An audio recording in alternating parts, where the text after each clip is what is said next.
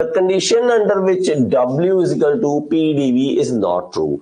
तो हमारे पास W work done जो है वो PdV के इक्वल नहीं होता। कहाँ नहीं होता? Effect due to gravity is neglected. Process is irreversible. No viscous effect within the system या system is closed. तो इसका राइट आंसर है process is irreversible. प्रोसेस जब इरिवर्सिबल होती है तो ये कंडीशन नहीं चलती। ये तभी चलेगी जब रिवर्सिबल होगा। जब रिवर्सिबल होगा तभी ये कंडीशन चलेगी, नहीं तो नहीं चलेगी। नहीं तो नहीं चलेगी। With respect to first law of thermodynamics, which of the following statement is most relevant? इसके रिगार्डिंग कौन सी है? There is a natural tendency for any system to degenerate into a disordered state. Energy can be created or destroyed depending on the source of input. A process that involves transfer of heat energy is reversible. Energy is always conserved. तो इसका right answer क्या होगा? With condition, ये with respect to बता रखा है। तो देखिए अगर आप देखोगे फर्स्ट लॉ ऑफ थर्मोडायनेमिक्स किससे रिलेटेड होता है?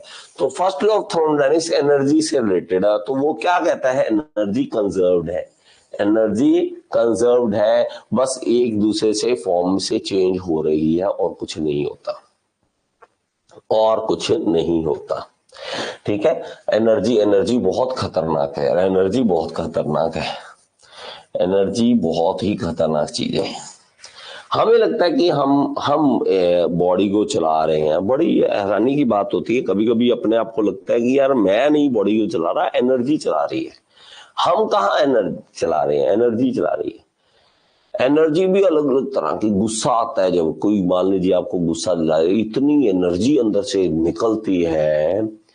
जो बंदा इतना शरीफ से शरीफ होता है ना, वो भी भाई किसी को मारने तक आ जाता है। इतनी एनर्जी अंदर से बाहर आती है।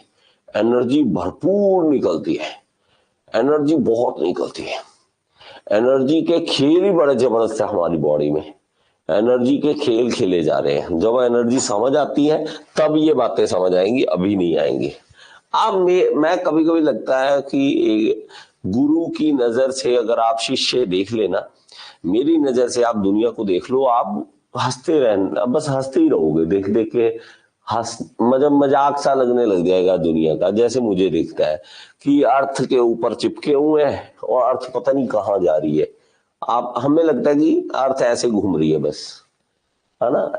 हमें अर्थ घूमती नहीं दिखती।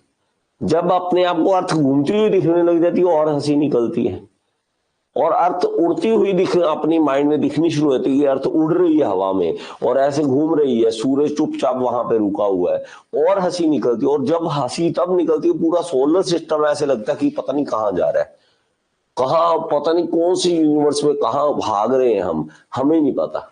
आप कभी देखना, हमारा सोलर मंडल जो है, हमारा जो पूरा क्या कहते हैं सोलर सिस्टम, वो पूरा ही भाग रहा है।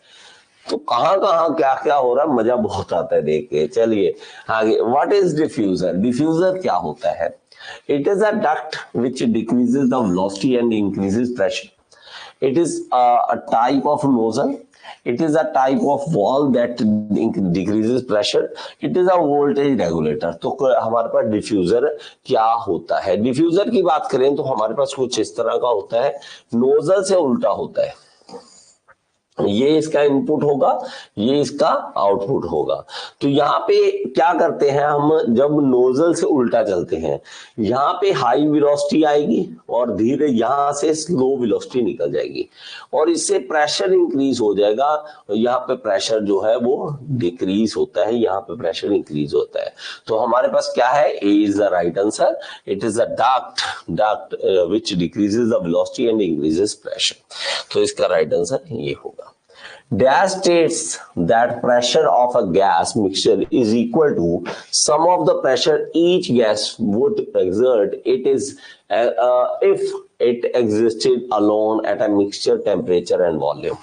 कहता है कि हर एक कोई गैस है, मिक्सचर ऑफ गैस है, आपने नाइट्रोजन डाल दी, आपने हाइड्रोजन डाल दी, आपने ऑक्सीजन डाल दी, ये सारी गैसेस मिक्स है। तो कहता है जितना प्रेशर ये सब मिलके बना रहे हैं, प्रेशर बना रहे हैं, तो वो क्या है, अकेले अकेले का प्रेशर अगर जोड़ा जाए तो मिक्सचर हमारा वही प्रेशर हमें देगा। तो ये किसने दिया था रूल, तो ये Amagat's, Hooke's law, Dalton, ideal gas law. तो Dalton law of additive pressure इसका नाम है Dalton law of vapour pressure भी बोल देते हैं इसे, Dalton law of additive pressure भी बोल देते हैं इसे। आगे चलिए, which of the following statement is incorrect? Incorrect statement with reference to the first law. First law से regarding incorrect हो जो, work done by system on its surrounding is positive quantity. Energy transferred to the system from its surroundings is a positive quantity. Heat interaction is a path function या energy transfer is a point function. तो देखिए हमारे पास क्या है, work done by the system on the surrounding। देखिए work done अगर system हमें दे रहा है, सिस्टम हमें पैदा करके दे रहा है, वर्क डन जब हमें पैदा करके दे रहा है तो वो पॉजिटिव होता है। बात सही है, बात सही है। Energy transfer to the system, अगर हमारे पास एक सिस्टम है, एनर्जी उसके अंदर जा रही है तो वो एक पॉजिटिव क्वांटिटी होती है। ये बात बिल्कुल सही है, ये बात बिल्कुल सही है। Heat interaction is a path function, heat interaction होती है, ये एक कोल्ड बॉडी है, एक हॉट बॉडी है, हॉट है, कोल्ड है, ठीक है, दोनों के अंदर हीट ट्रांसफर हो रही है, तो ये एक पाथ फंक्शन है, ये भी बात सही है। लेकिन energy transfer is a point function, ये बात गलत है, ये बात गलत है। लेकिन हमें पूछा ही इनकरेक्ट है, तो हमारा ये ऑप्शन टिक करेंगे हम, डी ऑप्शन हम टिक करेंगे। अगर आपको इन रूल्स के बारे में नहीं पता कि पॉजिटिव किसको लेना है, नेगेटिव किसको लेना है, तो आप नहीं करते, इस क्वेश्चन को नहीं कर सकते हैं। मैं आपको बता देता हूं दोबारा, work done by the system जो होता है, जब हमें वर्क डन करे, सिस्टम करके दे हमें, जैसे कि इंजन है, इंजन एनर्जी खाकर और हमें वर्क डन करके देता है तो पॉजिटिव हम लेते हैं by the system. On the system जो होता है, on the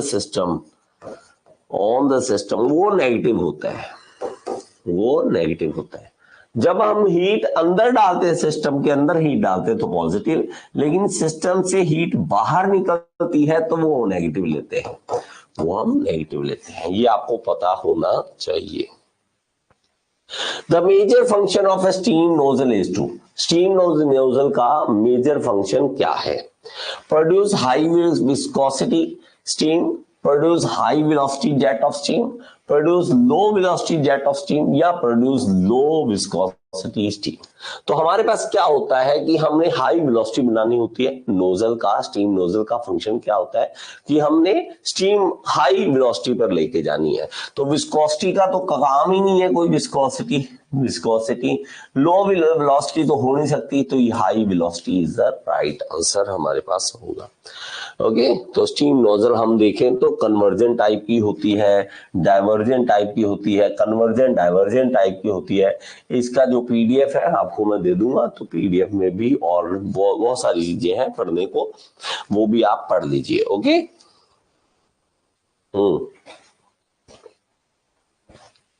just hold on बेटा, आगे चलते हैं। अब ये कन्वर्जन टाइप आपको दिखा रखा है, ये कन्वर्जन टाइप है। इसी तरह डाइवर्जेंट नोजल होती है और एक कन्वर्जेंट डाइवर्जेंट नोजल होती है। एक कन्वर्जेंट, पहले कन्वर्जेंट होगी फिर डाइवर्जेंट होगी, तो 2-3 तरह की जो टाइप्स ऑफ नोजल हमारे पास आ जाती है। Identify the complete and correct statement of first law of thermodynamics. तो ये कंप्लीट हमारे पास होनी चाहिए। तो क्या है, during a process extraction work without supplying heat while sacrificing the energy of the system, difference between the heat and work interaction during a process which is property of the system. When a closed system execute a complete cycle, sum of heat interaction is equal to sum of work interaction. When a system undergo a cycle, the integral of heat is equal to integral of work.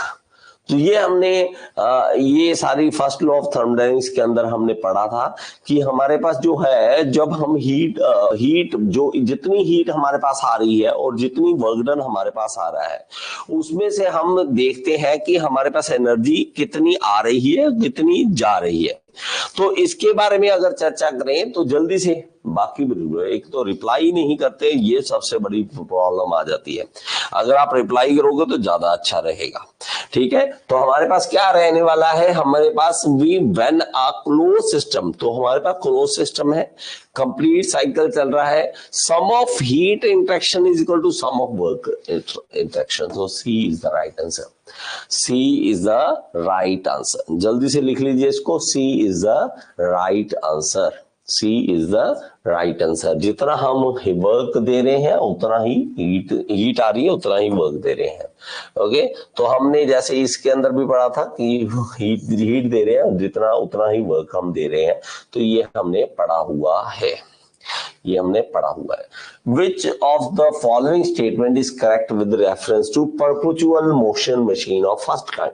First kind का जो हमारे पास है PMM1 machine जो होती है वो किसको violet करती है? It violate the second law, it is a reversible process, it produces heat without receiving work input, it produces work, क्या करना है इसमें, करेक्ट बताना। Okay, it produces work without receiving heat. तो ये PMM1 मशीन की बात कर रहा है। तो दो तरह की मशीन होती है, PMM1 होती है और PMM2 होती है।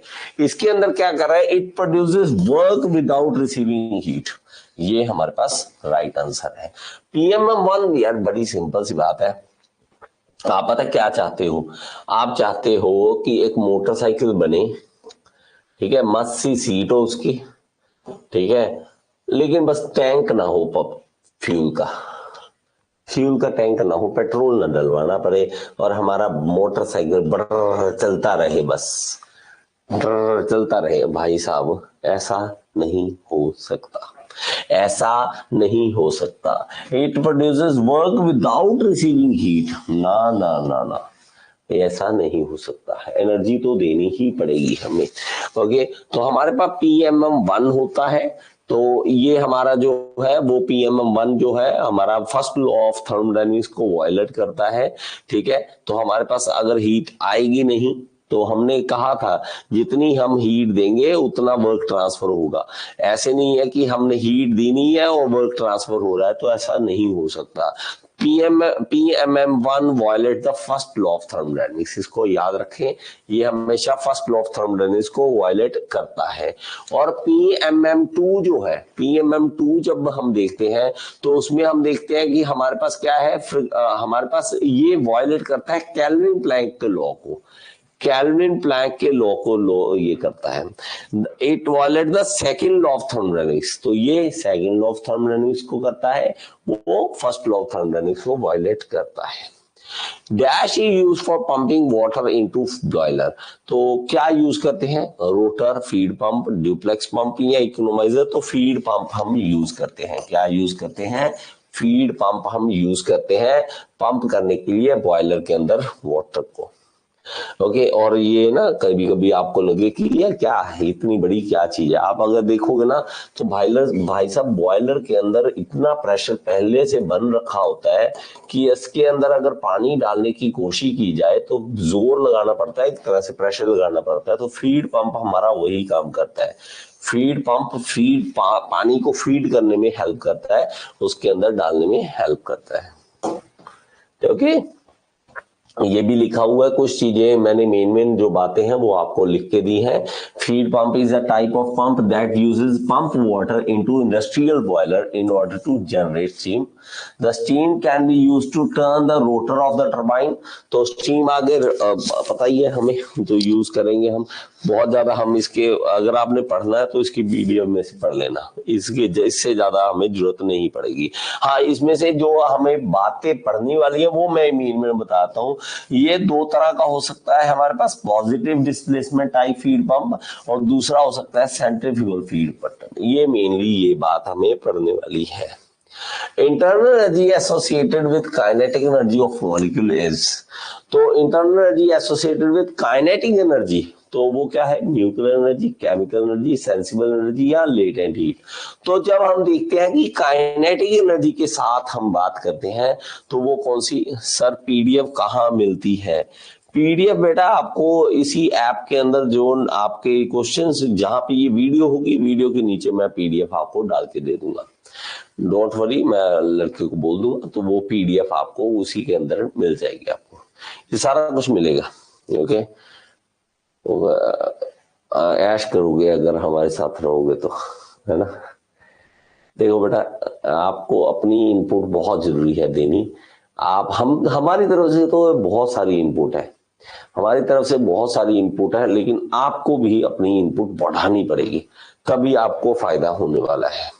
ओके, तो हमारे पास क्या है? वो सेंसिबल एनर्जी की बात कर रहा है, सेंसिबल एनर्जी की बात कर रहा है। चलिए, ओके, और हाँ, एनर्जी बहुत सारी होती है। The average translation kinetic energy of molecules equal to 3/2 kT and is called thermal energy और सेंसिबल एनर्जी बोल देते हैं इसे। काइनेटिक एनर्जी से जो हमने देखना है एनर्जी को, वो सेंसिबल एनर्जी को बोलेंगे। Okay, temperature of the system increases, the kinetic energy of the molecule increases. जैसे जैसे काइनेटिक एनर्जी बढ़ती है मॉलिक्यूल्स की, वैसे वैसे टेम्परेचर हमारे पास बढ़ता रहता है। In ideal gases there is no inter particle interaction, therefore only the kinetic energy contribute to the internal energy. तो जब कहते हैं कि हमारे पास इंटरनल एनर्जी है तो मॉलिक्यूल्स जो है वो भागते हैं। और अगेन अगेन अगेन मैं आपको फिर से कहूंगा, हैरानी वाली बातें। आपको लगता है, मैं बार बार कहता हूं, आपको लगता है कि ये पेन है। सीरियसली आप देखोगे जूम करके, इसके अंदर भी एटम्स हैं, इसके अंदर भी मॉलिक्यूल। अभी ना मतलब यकीन नहीं आता, एक ये ना यकीन आना, यकीन नहीं आता। हम पढ़ते जरूर हैं कि हम पढ़ते हैं कि हाइड्रोजन के पास हाइड्रोजन है, उसके पास हमारे पास एक इलेक्ट्रॉन होता है, बीच में न्यूक्लियस होता है, बाहर में एक इलेक्ट्रॉन घूमता रहता है। ठीक है, हीलियम के अंदर 2 इलेक्ट्रॉन होते हैं, बीच में न्यूक्लियस है, बाहर 2 इलेक्ट्रॉन घूमते हैं। हम ये बातें पढ़ते जरूर हैं लेकिन मानते नहीं है। जब तक आप मानोगे नहीं ना, तब तक मजा नहीं आने वाला। और आपकी आंखों को हैरानी करने वाली चीजें ये है, पेन, हर चीज जो भी आपके सामने आमने सामने दिख रही है, जितनी चीजें आपको दिख रही हैं, सबके अंदर एटम्स हैं, सबके अंदर मॉलिक्यूल्स हैं, सब एटम्स के अंदर जो इलेक्ट्रॉन्स हैं वो भाग रहे हैं। हमारे अंदर बॉडी के अंदर हमारे न्यूट्रल है, हम बॉडी हमारी न्यूट्रल है, इलेक्ट्रॉन्स और प्रोटॉन बराबर है। अगर इलेक्ट्रॉन्स बढ़ जाए तो करंट आना स्टार्ट हो जाता है। तो ये कैसे खेल खेले जा रहे हैं? जब आपको कोई चीज पड़ी हुई दिख रही है तो वो सॉलिड दिख रही है, लेकिन उसके अंदर आप जूम करके देखोगे ना, हमारे पास तो ऐसे इक्विपमेंट है नहीं है। अगर आप उसको जूम करके देखो तो आप तो देखिए भाई साहब, इसके अंदर तो भाग रही हैं कोई चीजें, ऐसे ऐसे भाग रही हैं, लेकिन हमें नहीं दिखती। प्रॉब्लम यहाँ आ जाती है। ठीक है, हमें नहीं दिखती। ठीक है, चलिए, internal energy is the energy in the nucleus और the core of the atom. तो वो न्यूक्लियर एनर्जी हम पढ़ते हैं जो न्यूक्लियस के अंदर होती है। लेटेंट हीट एनर्जी हम देखते हैं जब फेज चेंज होता है। केमिकल एनर्जी जब केमिकल चेंजेस आते हैं। ओके, ये सारी एनर्जीज के बारे में बात कर रहे हैं। Nozzle use in steam turbine convert, क्या करती है नोजल जब यूज करते हैं स्टीम टरबाइन में, क्या करती है? Pressure energy into work, enthalpy of steam into pressure energy, enthalpy of system into steam into kinetic energy, enthalpy of steam into work. तो C is the right answer, C is the right answer. जल्दी से चलिए आगे, कितने हो गए question? 47। Okay, 2-3 और करते हैं फिर हम चलते हैं, बस ये खत्म करते हैं। ओके, 2-3 और क्वेश्चन कर लेते हैं, उसके बाद हम इसको खत्म कर लेंगे। चलिए आगे क्वेश्चन आ जाता है हमारे पास, ये आ गया। In an isentropic process the pressure P of gas with the temperature T as P is equal to KT power 5/2, where K is a constant, the ratio gamma is equal to Cp by Cv of a gas is। अब देखिए ऐसे question अगर आपको आते हैं तो आपको formula पता होना चाहिए। अगर आपको फॉर्मूला पता है तभी आप इस क्वेश्चन को कर सकते हैं। तो P इज इक्वल टू के की पावर के टी की पावर 5/2। अब ये अगर फॉर्मूला आपको पता हो, कौन सा फॉर्मूला, इसके लिए फॉर्मूला हमारे पास होता है कि प्रेशर और टेम्परेचर का आपस में रिलेशन क्या है। और ये कौन सी प्रोसेस है, आइसेंट्रोपिक प्रोसेस है। और आइसेंट्रोपिक प्रोसेस के अंदर हमें प्रेशर और टेम्परेचर का आपस में रिलेशन पता होना चाहिए। और इसके लिए छोटा सा फॉर्मूला एक क्या है, एक छोटा सा फॉर्मूला आप क्या करोगे, P is equal to k T, P is equal to k T की पावर गामा अपॉन गामा -1। बस ये आपको पता होना चाहिए। अगर आपको ये फॉर्मूला पता है तो अभी आप इस क्वेश्चन को कर सकते हैं, ये यहां पर इस तरह से। अब हमारे पास इसमें क्या करना है, इसमें हमारे पास गामा अपॉन गामा -1 जो है वो हमारे पास वैसे क्या दिया हुआ है, वो दिया हुआ है P is equal to k T की पावर 5/2 दिया हुआ है, 5/2। बस इतना सा। अब ये देखिए यहाँ पे K है, यहाँ पे K है, यहाँ पे T है, यहाँ पे T है, ये गामा अपॉन गामा -1 है और ये 5/2 है। दोनों कंपेयर कर दीजिए बस। Gamma upon gamma -1 is equal to 5/2 है। बस इसमें से हमें गामा निकाल देना है, इसमें से हमें गामा निकाल देना है। जब आप इसको सॉल्व करोगे कैसे, 2 इधर आ जाएगा, 2 गामा बन जाएगा और ये 5 गामा -5 बन जाएगा और ये हमारे पास इधर चला जाएगा और ये इस साइड आ जाएगा। तो 5 इजकल टू 5 गामा -2 आ जाएगा, 3 गामा आ जाएगा। तो गामा कितना आ जाएगा, 5/3 आ जाएगा। गामा कितना आ गया, 5/3। और गामा ही हमें निकालना था, गामा ही हमें निकालना था, 5/3, 5/3 हमारे पास होगा। ठीक है, तो ये हमारे पास इस तरह से हम इस क्वेश्चन को कर सकते हैं। बस आपको क्या याद रखना है कि टी की पावर गामा अपॉन गामा -1, बस ये याद रखना है। ये अगर याद रह गया तो आप इसको क्वेश्चन को कभी भी कर सकते हैं, बड़े इजी से आप कर सकते हैं। 5/3 इसका राइट आंसर आ जाएगा। Dash property is stated by the first law of thermodynamics. तो फर्स्ट लॉ ऑफ थर्मोडायनेमिक्स से हमें क्या मिलता है, टेम्परेचर, एंट्रोपी, प्रेशर या इंटरनल एनर्जी। तो फर्स्ट लॉ ऑफ थर्मोडायनेमिक्स की बातें करते हैं और इंटरनल एनर्जी की बातें करते हैं। हम क्या करते हैं, इंटरनल एनर्जी की बातें करते हैं। एक और क्वेश्चन करेंगे तो 50 क्वेश्चन हमारे इसके हो जाएंगे। ओके, ये हमारा हो गया। हाँ, एक और बात आप जरूर याद रखना, सेकेंड लॉ ऑफ थर्मोडायनेमिक्स जो है वो एंट्रोपी के बारे में बात करता है। फर्स्ट लॉ जो है, फर्स्ट लॉ लिख लीजिए कहीं पे, फर्स्ट लॉ जो है वो हमें इंटरनल एनर्जी की बातें करता है।